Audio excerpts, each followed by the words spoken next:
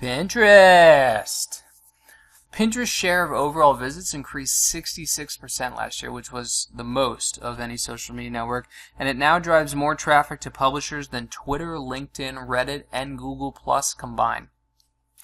The users of the site are comprised of between 70 and 90% women, depending on the study you look at, and they're mostly upper middle class, so they have a little bit of money, you know what I'm saying? And they're usually on Pinterest for one of two reasons: to find inspiration and to shop. As an entrepreneur, you can take advantage of both.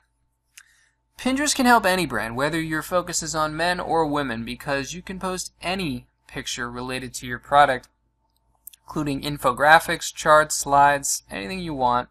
And the great thing is that 80% of pins are repins. So you want to start creating original material, because every original pin that you post has a link back to your site, which is going to drive traffic when people repin it, build up your email list, and ultimately boost your sales.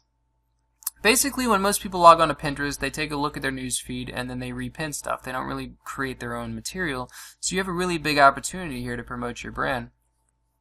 Okay, so how do you create a board that people want to follow and repin? In general, tall photos are going to look bigger than wide ones on Pinterest, but not so long that users can't see the repin button when they get to the bottom of your image. You can see on the screenshot here, if you have a really long image, when you get to the bottom, because the pin button or the repin button is at the top, they're not going to be able to see it anymore, and they're going to be less likely to repin your image.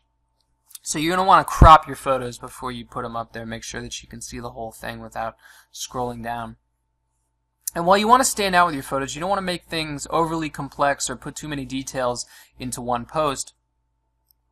And you want to post what you're familiar with. If you put something interesting up, tell everybody why you think it's interesting, or ask a question. You could even put a close-up of something related to your category and ask people what they think it is. You can turn it into a contest. Really, you just want to generate conversation. It's going to lead to more followers and more people repinning your posts. Consider creating boards that are as niche-y as possible. So, for instance, cars would be way too broad.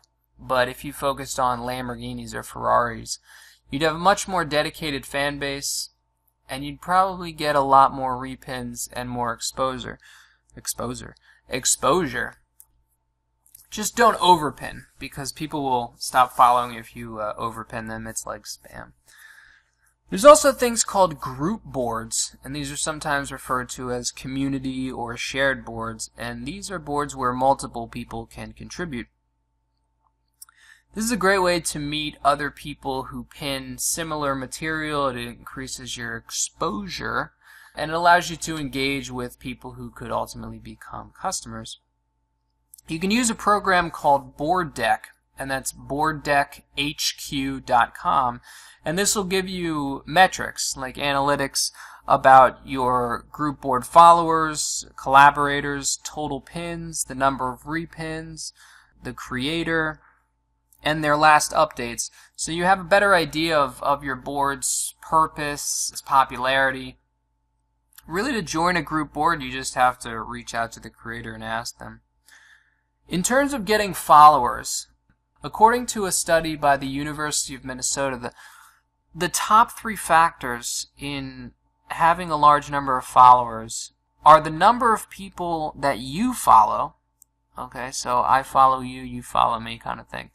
The number of original pins that you create, and we talked about that, and the number of boards you've created. Okay, so those 3 things: the number of people you follow, the number of original pins that you create, and the number of boards you've created, all lead to more followers and more business for you.